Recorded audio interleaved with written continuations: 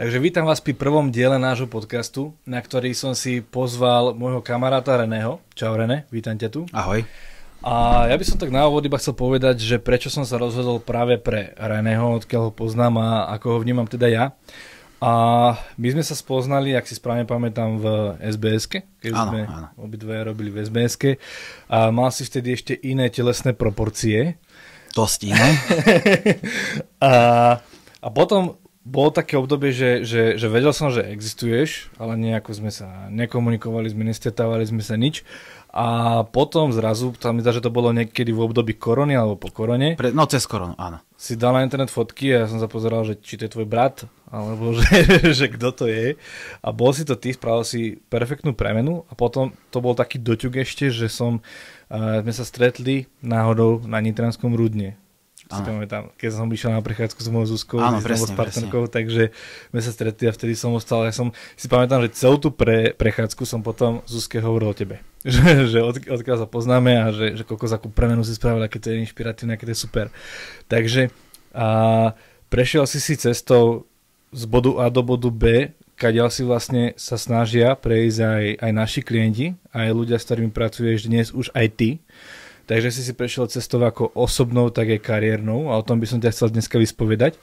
Takže som rád, že si dnes prišiel a najskôr by si mohol troška niečo mi povedať o tom, ako si vlastne žil ten lifestyle svoj v pozadí, keď sme spolu robili v SBS-ke. Vyzeral si inak a ja vlastne neviem, že ako si ty fungoval, tak troška mi môžeš tu niečo povedať. No tak, v podstate veď cvičím, alebo teda športujem už asi od základnej školy. Chodil som na športovú triedu, ale to cvičenie väčšinou bolo len také, ideme do posilky, robíme hocičo, žiadna strava, žiadne doplnky, vtedy vlastne doplnky ani nejak neboli. A tak nejak som to striedal, chvíľu cvičili, chvíľu sme chlastali, ako puberťaci, diskotéky, potom sme zase začali cvičiť, takže nebolo tam nejaké pravidelnosť, ani strava, ani nič. A keď sme robili spolu tej SBS-ke, tak v podstate tiež to cvičenie tam nejaké bolo, lebo keď robím nejakú robotu, tak snažím sa aj trošku vyzerať, že v tej robote patrím. Jasne. To je ako keď niekto robí tetera a nemá žiadne tetovanie, mne to tak nejak nesedí. Takže to je ako keď... Takže robíš tetera? Nie. Chvíľu som aj tetoval, robil piercingy, ale tak keď je to v tomto obere, keď niekto robí trénera a nevyzerá. Veľakrát mi niekto povedal, že dobre, nevyzerám ako tréner, ale mám informácie v hlave. Môj názor je skôr, keď nevieš tie informácie použiť na seba, ako ich použiješ na svojho klienta. Mm-hmm. No, ale tak vtedy, keď som robil SBS, tak to bolo tiež nejaké cvičenie, strava, veľmi sme sa tomu nevenovali, len aby som vyzeral tej mikine veľký, tak tam to bolo asi najviac. A kedy sa to tak zmenilo? Cez tú koronu. No ale to mi troška tak akože nezapadne do seba, pretože ty práve počas korony všetky akcie boli zrušené. Nikam si ako SBS-kar chodiť nemusel v podstate, takže si nepotreboval vyzerať inak, nepotreboval si byť výrazný ako SBS, takže prečo práve vtedy sa zobudil, že idem to robiť inak? Preto, lebo keď si zapol hociakú sociálnu sieť, telku, hocičo, všetko negatívne, nič sa nedá, všetko je zle, nikde nemôžem, nedá sa cvičiť, nedá sa toto, nedá sa hento a tak nejak, neviem, či ma to nasralo, ale ma to tak nasieralo, že ako by sa nedalo. Keď človek chce, tak niečo dokáže. A tedy som to tak nejak zmenil. Mal som na seba čas, aj keď do roboty som teda chodil, ale veď robotu som mal takú, že som si mohol dovoliť aj na seba urobiť ten čas. Mohol som sa v nej učiť. Tak som si povedal, že prečo to neskúsiť. Tak som začal behávať, začal som chodiť na workoutové ihriska, keď sa dalo. No, keďže potom sa nedalo ani tam, tak som zrušil obývačku, nakúpil som si veci, činky, stroje, z obývačky som si urobil fitko a začal som trošku aj do tej stravy. Je pravda, že v začiatku som schudol asi 30 kg za nejaké 3,5 mesiaca. Čože? Bola to keto dieta, ale vtedy som nevedel, čo to je keto dieta. Jednoducho, jasné, staré informácie, sacharidy dať preč, nechať bielkoviny a žrať zeleninu. Takže išiel som dole strašne veľa kilov. Bolo to vidieť aj na tej tvári, že to nebolo také zdravé, ale tak vtedy som to nejak nevedel. Mal som nejakých 117 približne plus minus. Ostal som na 69. A medzi tým som si kúpil... Počkaj, ty si schudol akože skoro 50 kg? No, teoreticky to bolo dosť veľa, no. Ty koko. Ako vyzeral som vychudnutý do tváre, padnutá koža, za takú krátku dobu, vieš, tá koža sa nestihne stiahnuť. Takže to ešte trvalo nejaký rok, kým sa stiahla, aj keď som naberal to svalstvo, takže... Ale tak v tom období som si kúpil prvú knihu. To bolo, tuším, od Roubika o výžive. Tu som si začal čítať a tam som pomaly tie informácie o tej strave tak začal upravovať, že ako sacharidy, ako to funguje. A začal som to skúšať na sebe. No. A som zistil, že ma to celkom aj baví, že normálne čítať knihy Harryho Pottera by som ti neprečítal určite, lebo ma to nebaví. Ani čítať ma veľmi nebaví. Ale tam som zistil, že fakt ma to baví, tie informácie a stále zisťovať niečo, ako to funguje, skúšať. Každé telo je iné, ale zatiaľ som to skúšal tak na sebe. Fungovalo to a tak som si povedal, že aj keď teda sa nič nedá, je tá korona, tak by som si mohol urobiť nejaký kurz, mohol by som sa tomu venovať, keď som dokázal so sebou niečo spraviť a vidím, že to funguje a že ma to baví, tak by som mohol pomáhať aj iným ľuďom a skúsiť to ako výživový poradca, osobný tréner. Aj keď najprv som si urobil toho výživového poradcu, lebo príde mi stále, že to cvičenie viem, celý život tak nejak chodím do toho fitka, to mi celkom ide, keď mi niekto ukáže cvik, hneď viem, na čo je, viem to precítiť jednoducho. Ale tá strava je podľa mňa asi dôležitejšia pri tom cvičení. A teraz mňa tak zaujíma, že ty si, ak som to správne pochopil, tak ty si tých okolo 50 kg, 40, neviem koľko. To je tak plus minus, ja neviem, aká bola úplná tá váha, lebo neviem presne, no jednoducho som bol tučný. Dosť tučný. Ty si to v podstate schudol bez nejakých úplne že relevantných informácií, ktoré máš dnes. A ak si to nazval, že bola to keto dieta, pritom si vtedy nevedel, že to bola keto dieta. Čiže s dnešnými informáciami, ktoré už dnes máš a máš nejaké vedomosti nové, tak chudol by si to inak? Určite áno. V čom? Možno to, že by som to nedal na úplnú keto dietu. Lebo už teraz nie som za diety. Beriem to tak, diety sú pre chorých ľudí a zdravý človek by mal chudnúť vyváženou stravou, lebo potom z keto diety sa dostať naspäť na vyváženú stravu je dosť ťažké. V čom to bolo pre teba ťažké? Tie sacharidy, keď 4 mesiace nie je žiadne sacharidy, žiadne pečivo a nič, že všetko vysadíš, tak môže potom nastať to, čo väčšinou aj nastane, že sa toho nevieš dožrať. A ty si to akože fakt vysadil tak razantne, že jak si ty teraz povedal, že žiadne pečivo, že nič si nešiel? Alebo... Nič, vôbec. Ja som si povedal, pokiaľ nebudem mať kocky, nedám si pizzu a jednoducho som to dodržal. Tak to bolo, hej. Áno. A v podstate teraz mi to vypadlo v hlave, čo som chcel. Tak sa ťa opýtam vec, ktorá ma zaujíma, že hovoril si, že sa nejaké 3,5 mesiaca, alebo tak nejako to trvalo. Tak, no. A počas tohto obdobia, keď píšel také, že máš partnerku, chcela sa ísť niekam najesť, alebo ste mali nejakú oslavu alebo niečo, tak akože čo si im povedal, že pokiaľ nemám kocky, tak ja si nedám pizzu. Hej? Prispôsoboval som všetko. Hej? Od Vianoc po Silvestra. Čo si jedlo na Vianoce? No, teraz rozmýšľam. Vianoce sú asi jediné, ktoré sme išli normálne, že som si dal, ale také normálne množstvo. A napríklad to, čo bol Silvester, že sme si robili očka, takéto, tak jednoducho to bolo nejaká mozzarella. Akože nebolo tam pečivo, snažili sme sa to prispôsobiť. Zelenina, jednoducho. Je pravda, že čo mám partnerku, tak v tomto mi tak celkom pomáhala. Nemala s tým problém vôbec. Išla so s tebou, alebo... Z začiatku si aj zapisovala so mňou veci, ju to tak veľmi nebavilo, ale tak ona si cvičí svoje, že má nejakú jogu a takéto veci. Nenútim mu do ničoho, ako na mňa nie. Ale v tomto jednoducho obed, všetko, že ako si poviem, tak mi to spraví. A tak to mám tak nejak aj s mamou, lebo veď mama tiež vtedy, na nej som vlastne robil aj tie skúšky, ten jedálniček, čo som musel urobiť na konci. Takže aj ona chodí cvičiť, strávu tak ako tak sa snaží tiež dodržiavať, takže aj tá, keď vie, že prídem, tak mi urobí to moje. Čiže rešpektovali to ľudia svojom. Áno. A a kamarádi, alebo vtedy si bol aj v SBS-ke ešte? Vlastne bol si, ale bola tá korona. Áno, ale už som robil v podstate iba v jednom podniku, kde som chodil, kde som bol sám na nočných. Už som nechodil na tie akcie, takže som sa s nimi nejak nestretával. Nočné. Jak si jedol na nočných?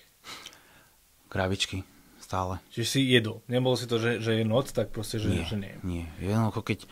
Viem, že nočná, keď má človek nočnú, tak by tam nemal nejak veľmi pridávať, že to není o tom, že viacej spáli alebo čo. Ale ja som to bral tak podľa pocitu. Už som mal tie informácie a podľa pocitu, že celý deň, keď fungujem a ešte budem fungovať tú noc, tak jednoducho jesť musím. A čo si jedol? Čo si bral do roboty, keď si robil v noci? Ja to mám vždy to isté, je to kurácie s rýžou, prvá večera, potom je tam nejaký tvároch, tiež nejakými cestovinami rýžovými. Je tam jedna proteínová tyčinka, ktoré viem, že nehovorím, že sú zdravé, ale ono aj v noci máš chuť na takéto sladké, vieš, to telo je unavené. A potom som tam mal už také nejaké tie skoré raňajky, lebo potom idem stať hneď do fitka. Takže vždy to bola ovsená kaša, proteín. A vždy tak, aby som chvíľu cítil hlad, ale vždy som to mal nadstavené a doteraz to vlastne na tých nočných mám stále takisto. No ty si taký vyslovene striktný človek, podľa toho, čo si hovoril, že ak si išiel tú svoju premenu a teraz, keď si sem prišiel, tak krabičky, všetko máš ready. Ale zároveň že ten zdravý životný štýl, že akože berieš to, že není to, že dieta a tak, ale že toto si ty, toto robíš ty, lebo tebe to tak vyhovuje, tebe tak pasuje, ale nehovoríš svojim klientom, že jedz iba kurácie cecky z rýžou a ako komunikuješ? Teda, troška som už prebehol vlastne do toho, že si tréner, hej, ale... Tak ľuďom vysvetľujem, že je to o tej pestrej strave. Musí to byť pestrá strava. Tie diety, ja im na rovinu poviem, že diety nerobím. Hovorím vždy, dieta je pre chorých ľudí. Jasné, mám nejakých klientov, ktorí majú histamín, kde je to dosť ťažké nastaviť. V podstate skoro až také, nepoviem nemožné, ale je to fakt ťažké. Je to individuálne. Veľmi. Áno, aj každý tam je úplne iný a prejde týždeň a úplne niečo inému vadí. Tak. A potom sú tam bezlepkoví a takto. Ale keďže aj priateľka je bezlepková, tak na to som tak nejak zvyknutý. Ale inak vždy hovorím vyvážená strava. Bereš do tej vyváženosti aj burger?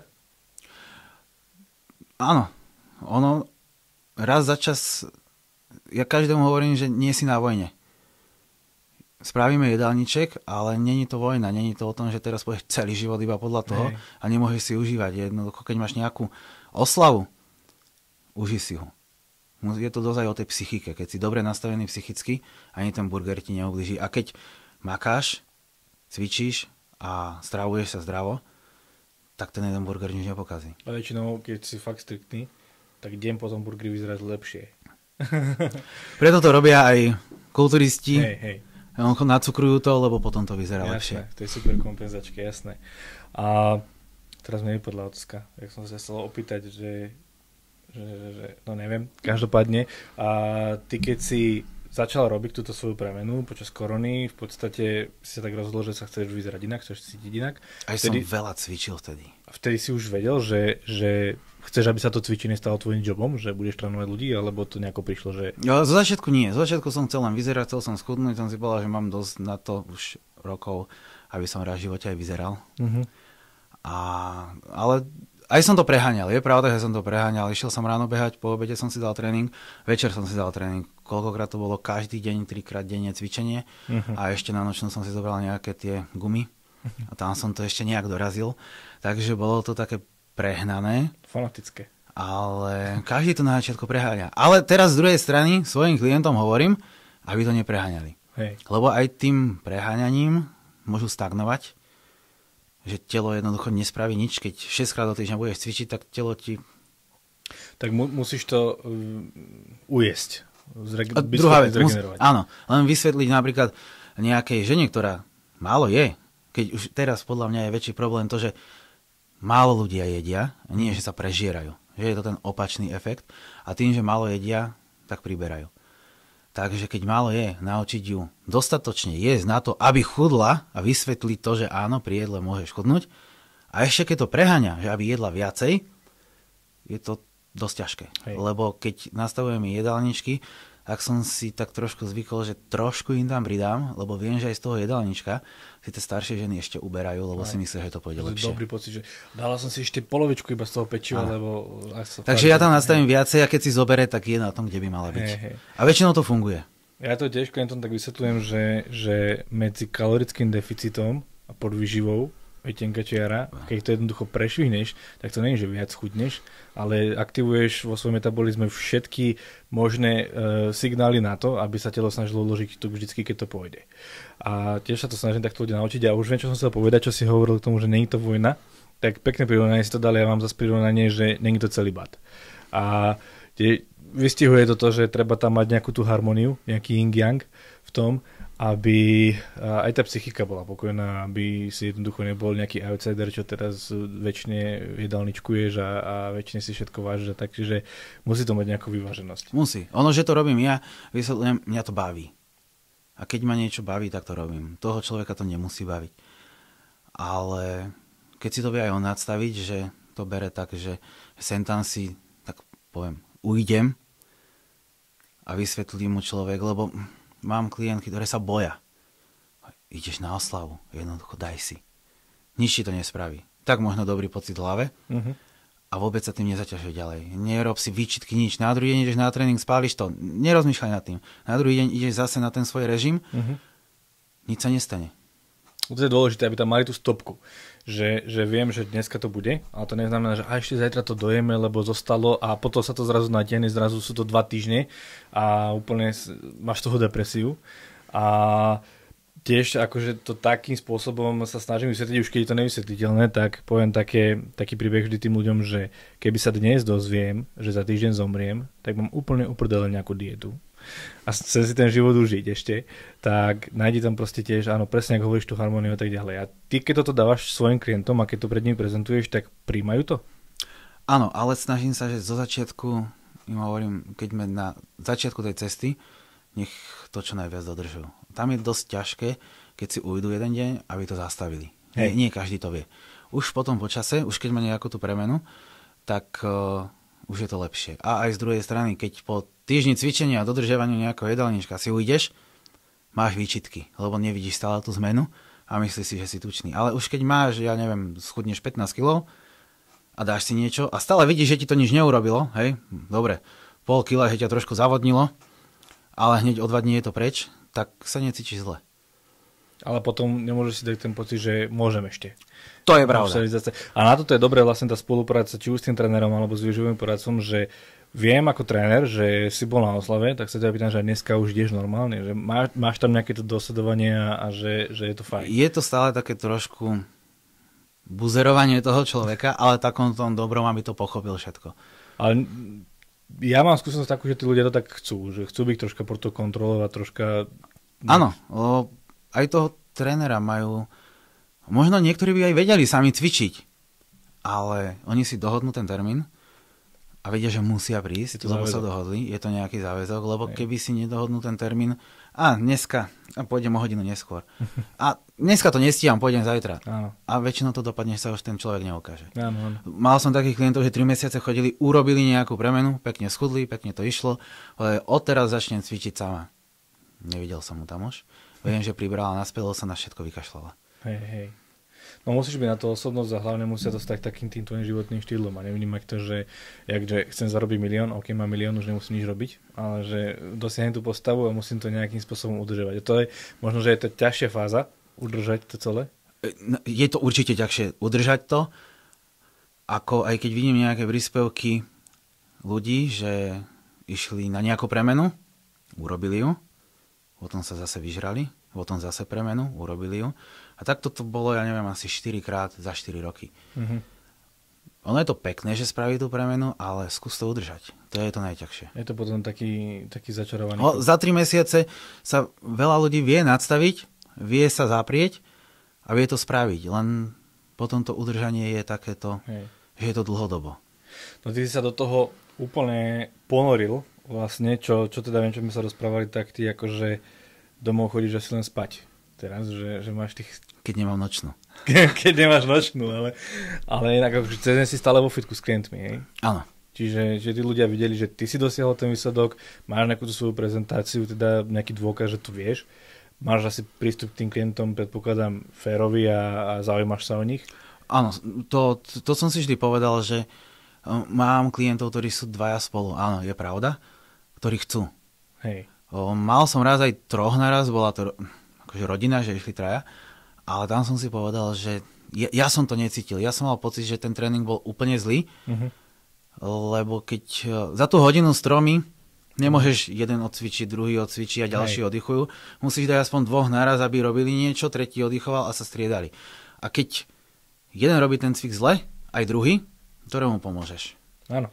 A prišlo mi to také, že venoval som sa jednému a druhému som do toho kecal, že to robí zle, ale tam keď dopomôžeš tomu klientovi, keď chytíš tie ruky trošku, vieš, že takto je to správne, vytočiť to, no nemôžeš to urobiť pre obidvoch. A tam som si povedal, že to.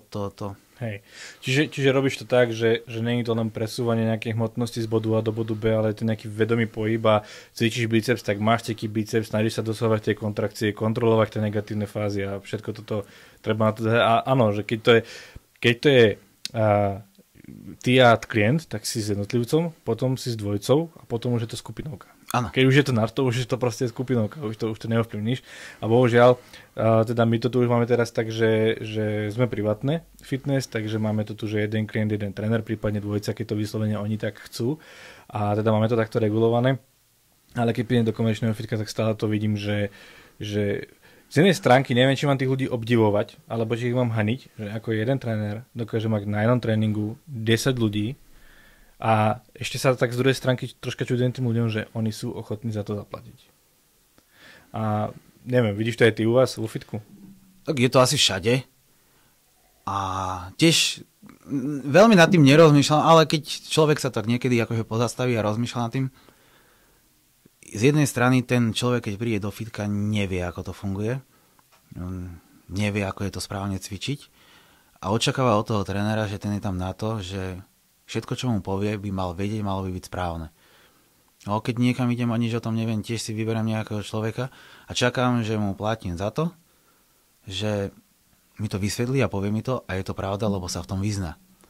Takže z jednej strany ten človek asi nevie, že môže byť ako jednotlivec alebo môže byť ako skupine. Z druhej strany, keď to akceptuješ pol roka, rok alebo 2 roky a platíš za to, asi spokojný, či vidíš alebo nevidíš premenu, tak už je to chyba toho človeka. Je to na zamyslenie, každopádne. Takže je to také, zase šikovným patrí svet, takže je to také... No a akože je to práca, ktorá teda, samozrejme, je to práca, máte to uživiť, ale tí ľudia ti odozdávajú obrovskú časť svojej dôvery, aby si tým ovplyvníš to, čo budú nakupovať, čo budú jesť, čo budú mať v chladničke, ako sa budú hýbať, kedy budú regenerovať. Strašne veľa im ovplyvňuješ ten život, čiže to je pre teba ako pre človeka veľká zodpovednosť a mal by si proste k tomu tak pristupovať. Čo neviem, akože teraz tu teba hejtím, alebo čo, že hovorím to vo všeobecnosti ako na trénerov. A teraz, ak si to začal hovoriť, že keď človek príde do fitka, tak vlastne, že nevie, ako to je, ako to tam funguje. A keby máš dnešné vedomosti, ktoré máš, a prídeš do fitka a vieš, že chceš trénera, podľa čoho by si vybral, že je tam 5 trénerov a podľa čoho by sa rozhodol, že tento je ten správny? Ako ľudia podľa teba môžu vyhodnotiť, že tento tréner je dobrý na to, aby ma previedol to premenou? No, co bude? Keby mám vedomosti, hej? Začnem s tým, keby nemám vedomosti. Prídem a vyberiem si, ktorý vyzerá, lebo chcem vyzerať takisto. Mm-hmm. Keď tam bude nejaký 120-kilový chlapík, neupravený, nehovorím, že ja som upravený, aj keď teraz som sa snažil, tak tomu nepôjdem. Neviem, nechcem mať 120 kg. Pokiaľ je to 120 kg svalov Jasne. A chcem byť taký, dobre. Ale podľa toho výzoru by som si ozrel. A keď mám o tom vedomosti, tak prídem. Musí to byť aj, že musí vyzerať, určite. Mm-hmm. Chceš mi radiť, ako mám jesť, ako mám cvičiť, tak by si to mal vedieť aj na sebe a malo by to nejak vyzerať. A nehovorím, že musí mať kocky, musí mať brutálne svaly, musí vyzerať športovo. Že ten človek vidie, že cvičí a že niečo o tom vie. Nie, že tam prídeš a pije pivo, hej? Takže videl som aj také. To vážne? Áno. Procenové, či akože normálne? Normálne. Ty kokso. S rožkom. Čo? Takže to je asi prvá vec. A druhá vec, dneska už máme sociálne siete, pozrel by som si nejaké výsledky, aj tie certifikáty, či niečo o tom vie. A ak je to nejaký víkendový certifikát bez nejakej akreditácie, v tom cvičení ešte dajme tomu. Hej? Lebo keď človek cvičí a vie to, nemusíme na to certifikát, to cvičenie. Ale v tej strave by som asi viacej pozeral na to, aby to bolo niečo poriadne. Lebo niektoré tie trénerské sú také, že áno, naučia ťa tam aj o strave, že sacharidy sú zlé a dobré, tuky sú zlé a dobré a bielkoviny žer. Hej? To ťa tam naučia ešte k tomu a dajú ti, že si aj výživový poradca. Hej. Takže na toto by som pozeral a na tie nejaké premeny, nejaké tie výsledky. Ale aj to by som asi pozeral, že nie, že tam má jedného človeka, hej. Že je tam, dajme tomu, viacej ľudí, lebo... Tak ale niekdy ty si začal robiť trénera a ešte si nemal premeny klientov. Zo začiatku je to ťažké, áno. Musia tak nejak tú tvoju dôveru získať a myslím si, že na to je dobré, že ty vyzeráš. Hej. Vtedy vidia, že vieš to urobiť na sebe, tú premenu, tak dúfajú, že to urobí aj na nich. Hej? A keď sa s nimi rozprávaš a vysvetľuješ im aj veci, ako fungujú, zase nie úplne odborne, lebo každý je mu úplne jedno, ako to znie, ale hlavne to musí fungovať a musí to pochopiť, tak pozeral by som preto na to, ako vyzerá ten tréner. Aspoň ja teda osobne. No a potom, keď už mám informácie tam, aj keby som nemal informácie, pozrieť si ten profil a povedzme si pravdu, dáš jeden jedálniček 10 ľuďom. Jednému fungovať bude a 10 nie. To neznamená, že si výživový poradca. To znamená, že jednoducho to takto hádžeš, hej, a raz to bude fungovať, raz nie. Len ty ako výživový poradca, tréner musíš vedieť každému človeku nadstaviť to tak, aby to išlo. Niekedy to ide rýchlejšie, niekedy sa s tým musíš hrať, niekedy to fakt trvá, lebo to telo sa bráni. Každý je úplne iný. Niekde to nadstavím a ide to ako hodinky. Niekde to nadstavím a jednoducho musíme rozmýšľať, čo, ako, prečo je to zle, prečo to nejde, prečo to ide takto. Tak by som pozeral, že či má viacej tých ľudí urobil tie premeny, alebo teda iba na jedného, že to bola náhoda. V úvodzovkách náhoda, hej. Ono, hlavne, čo si povedal, že na niekoho to funguje, na niekoho nie, tak hlavne tí ľudia, ktorí už vyskúšali každú trendy dietu, ktorá existuje, tak na nich je to náročnejšie aplikovať tie veci. A toto je práve to, čo si povedal, že áno, vyzeráš nejako, je to potvrdenie, že asi vieš, čo robíš, ale potvrdenie, že to vieš robiť na mne, je tvoje vzdelanie. Áno. A práve to, že sa o tom posúvaš, to je taký nikdy nekončiaci proces, čo možno si, že si veľa ľudí nevedomuje, že nestaneš sa trénerom a už proste do konca života hotovo a iba si robíš tú robotu, ale proste musíš sa stále posúvať, pretože stále aj tie informácie idú dopredu a samozrejme poznám aj ľudí, ktorých nebudem menovať, ale ktorí akoby zaspali dobu a praktizujú doteraz veci, ktoré mi hovoril otec, čo robili v činkárni v pivnici, ale už je tá doba trošičku iná, no, a už to vieme urobiť lepšie a ja to hovorím tak, že aby odchádzali tí klienti do spolupráce nie je iba krajší, ale je funkčnejší. Aby to telo jednoducho bolo... Není to len o tom, že musíš vyzerať, je to aj o tom zdraví a vieme veľmi dobre, že aj ako boli tie, ako sa hovorí o tých dietách, že obezný človek, keď schudne, začne sa sťažovať, keď na tých keto dietách a takýchto, že ho všetko boli a že to bolo lepšie, keď bol tučný. Ty si to tak mal? Keď si schudol, tak... Nie. Práve že tým... Tedy som o tom nevedel, ale práve že tým, že som cvičil som aj silovo. A čo telo drží pohromade? No tie svaly. A čím sme starší, tým tie svaly viacej strácame. A keď ideš len čisto nejaké kardio, keto diety, alebo len diety, žiadne cvičenie, strácaš aj svalstvo a nemá ťa čo držať poriadne pohromade. A vtedy to boli. Ten sval je aktívna hmota, tá potrebuje byť stimulovaná a vyživovaná. Jednoznačne, aby vydržala. Takže máš v tom pravdu. Takže mne sa páči, že máš tomu taký zdravý prístup, pretože v rámci našich nejakých súkromných diskusí som ťa zavolal, lebo som vedel, že pristupuješ k tým ľuďom individuálne, že nie si zastanca nejakého striktného celibátu. Ako ja poznám ľudí, že niekam idem, tak a v SBS-ke sme mali takého kolegu, jedného extrémistu, a nebudem menovať, ktorý, keď išli sme na nejakú nočnú akciu a on dodržiaval tak striktne stravu, že on si rozmixoval kuracie cecky z rýžov a pil to tam, je to prišlo úplne, že akože tak to už cez, ešte to by som nedal. A ľudia sa práve tohto boja, že keď vidia tých striktných kulturistov, ktorí si nielen kulturistov, ale aj fitnessákov a influencerov v dnešnej dobe, ktorí prezentujú na internete nejaké extrémy akéhokoľvek typu, tak sa boja, že budú to musieť urobiť tiež preto, aby vyzerali dobre. A pritom tá pravda je niekde úplne inde. Že potrebujú nejakú pravidelnosť, nejakú organizáciu a nejaký správny pohyb. A tak veľa ľudí sa bojí aj toho, že všetko, čo jedia v fitnessácii, je hnusné. No. A keď im dám jedálniček, tak potom na raňajky tú kašu, tá kombinácia povie, že sa toho nevie dojesť, lebo je to fakt dobré. A nečaká to ten človek, že to naozaj dobre chutí. Takže aj tým jedálničkom sa snažím ho nadstaviť tak, nech používajú k tomu aj tie kalorické tabulky. Nemusia nejak všetko si zapisovať, ale približne, aby sa vedeli hrať s tým jedlom, aby neboli odkazaní len na ten jedálniček. No. Ale keď niekde sú, aby si to tak vedeli nejak už sami potom vymeniť. Že idem do reštaurácie a majú tam na výber toto, ale môžem si dať toto. Že trošku, aby vedeli aj rozmýšľať nad tou stravou, ale aby si to vedeli aj užiť.